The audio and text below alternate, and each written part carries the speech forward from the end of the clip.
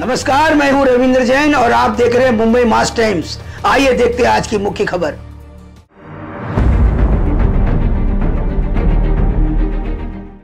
पंढरपूर वारीला निघालेले सर्व वारकरी बांधव भगिनी होत्या आणि बस आणि ट्रॅक्टरचा ऍक्सिडेंट झाल्यामुळे यामध्ये जवळपास 54 वारकरी होते आणि त्यापैकी 46 वारकरी ते जखमी आहेत, त्यांच्यावर उपचार सुरू आहे आणि 7 लोक आयसीयू मध्ये आहेत।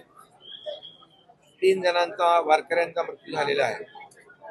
मी सर्व पेशंटला स्वतः पाहिलं, डॉक्टरने मला सर्व एक्सप्लेन केलं काय त्यांची कंडिशन आहे आणि सर्व उपचार जे आहेत हे त्यांच्यावर सुरू आहेत। जे गंभीर रुग्ण आहेत त्यांना सर्व प्रकारचे उपचार देण्याच्या सूचना मी दिलेल्या आहेत। अगदी यांना शिफ्ट करण्याची आवश्यकता असेल तरी त्याही सूचना दिल्या आहेत, परंतु इथं या हॉस्पिटलमध्ये सर्व प्रकारचे उपचार सुरू आहेत।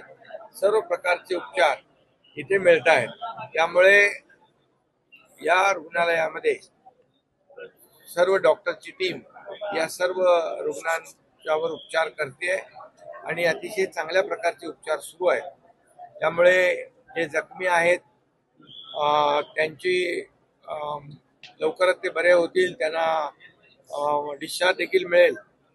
त्यांचा संपूर्ण खर्च जो आहे राज्य सरकार करेल आणि जे मृत आहेत, दुर्दैवाने ही घटना झाली, अतिशय दुःखद घटना आहे, अतिशय दुर्दैवी घटना आहे।